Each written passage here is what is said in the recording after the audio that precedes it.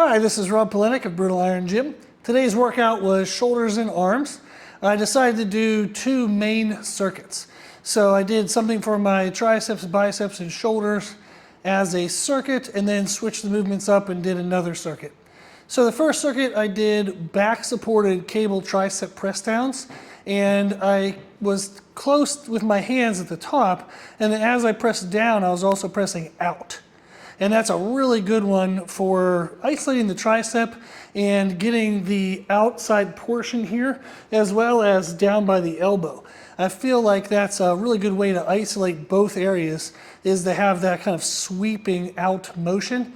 So when you come down, you want to really flex and squeeze out here, and you'll really feel that pump up.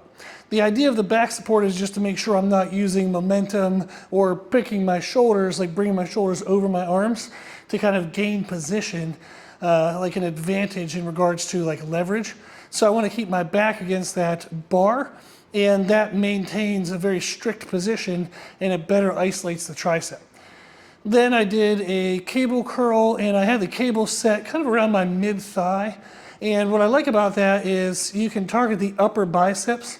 So as I'm curling at the bottom, there is tension for sure, but as I'm curling my hand up, I'm also bringing my elbow up a little bit.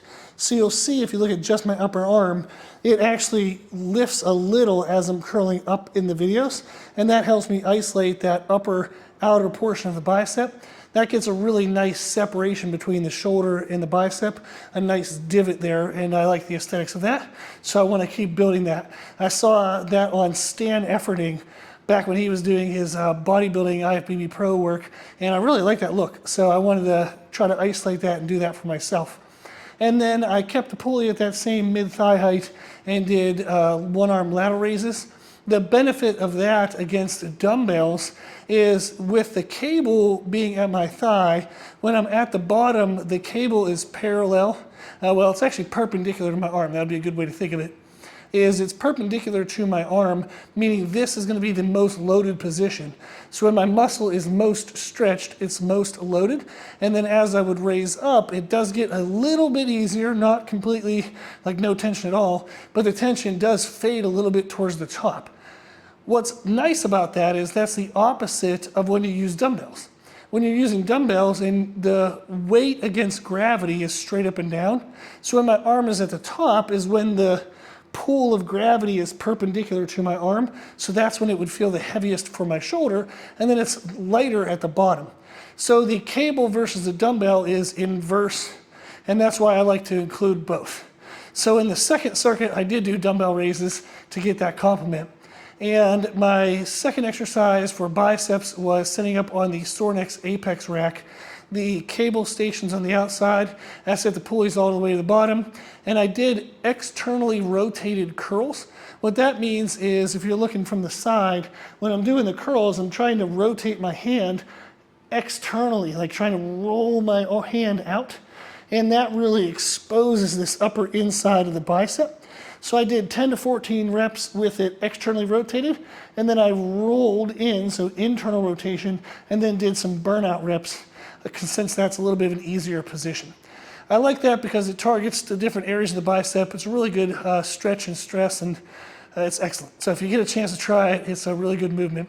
And then my second tricep movement was incline skull crushers. That's just to get a little bit of a different angle, different position compared to the cable press downs. I do like doing skull crushers, but I tend not to do them very heavy, since a lot of my heavy tricep work comes with my presses on chest days and overhead presses if I do those for shoulders. So when I'm doing tricep isolations, I do like to use a higher rep range. So that was the workout in total. It was, I think, 3, 6, 9, so 18 total working sets. And that's an appropriate number considering I was targeting the shoulders, the biceps, and the triceps.